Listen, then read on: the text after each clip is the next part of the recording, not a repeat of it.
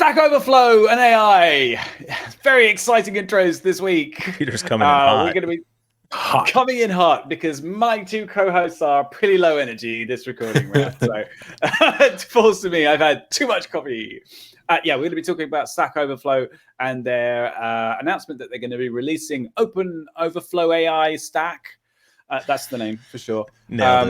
And their feature set of AI generated stuff and how I personally don't think is a good idea, but we'll see. Anyway, enjoy the episode.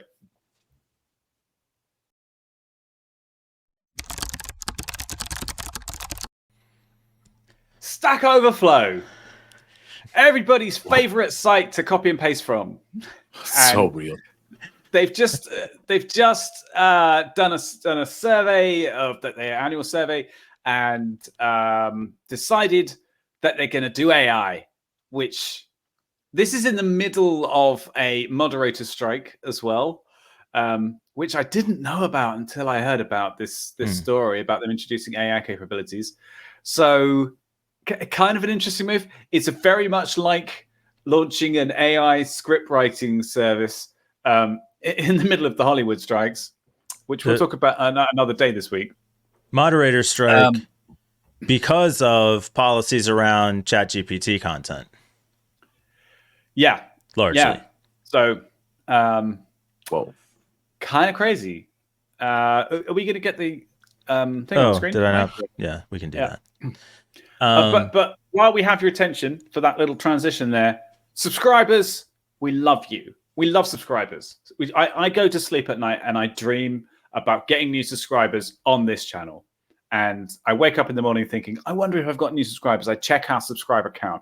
So if just for me personally, if you could help me get a good night's sleep, if you click subscribe, it will make the world a bit of a better place, at least for me. So yeah, please, thank you. Right. Anyway, back to Stack Overflow.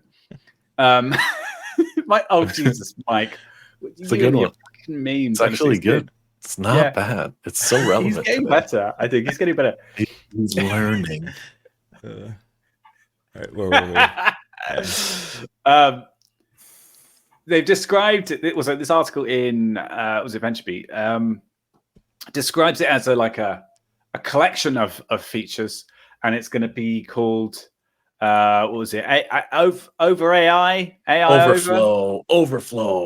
Overfly.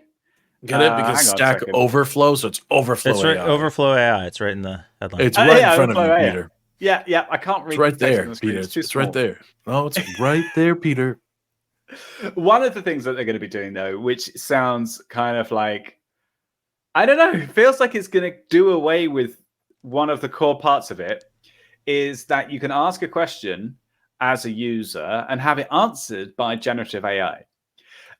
And this to me feels very much like Reddit fucking over all the moderators. One of the core parts of Stack Overflow, and one of the things that has made it so great, is that the moderator community, which have put so much effort into the systems that have curated the good content on the site, come up with the rules, refined them. So having the answers creators, you're not going to have people going there to earn credit or earn social credit, get karma or whatever points system they use to get more points. I don't know. I'm in the top 5% of Stack Overflow users, by the way. Really? Just, yeah. I used to brag about it, but now it's not.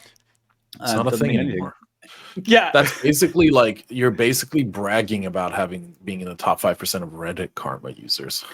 Yeah, exactly. So there is some kind of internet, what do you call it? Kudos clout that you can have. Yeah, tech geek clout that you can have cachet. Yeah, for it from that. But that's going to disappear as soon as they start answering questions with AIs. Nobody's going to want to answer any more questions anymore. It's almost it's almost nostalgic trying to dig through Stack Overflow posts to find the right answer. It's just such a staple part of any copy paste coder's dream. Any developer journey. I know. I was just kidding. Yeah. When people ask me about programming, I tell them you need to do two things. One, learn about control structures. and bookmark Stack Overflow. Yeah. That's all you need when you're a programmer. Really, I feel like a good programmer will have the fundamentals down and really good Googling skills, and then sky's the limit. For sure. Yeah, that was always my argument when people would say, "Oh, we're going to lose the ability to learn new things. We're not going to be able to retain knowledge anymore." And I was like, "Okay, that I'm fine with that because I've learned a whole set of new skills, which is like research skills. We have the collective knowledge of the world now available to us at any point." I guess I'm skeptical still of AI generated code though, because even with Stack Overflow, I find that I go there trying to solve a very specific problem, and I guess there are people there who just post code samples and say what's wrong with my code, and other people will write it for them. But I'm going there, I mean, almost maybe more looking for like a clue or a hint in the right direction than to actually say like, here's my specific problem, solve it. Am I just using it wrong? Have you tried it?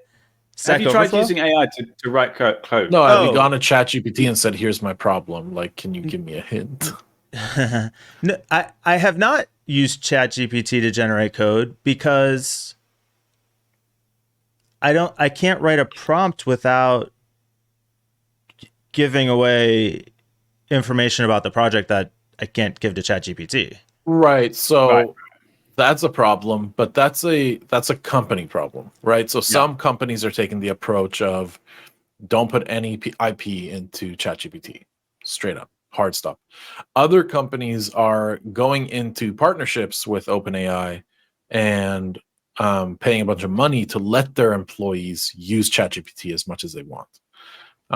So it all depends on the certifications that the company holds. There's so many loops and hoops you got to jump through to make sure you're not actually breaking any sort of regulations or breaking the standards that you're possibly supposed to abide by if you're like SOC 2'd or something.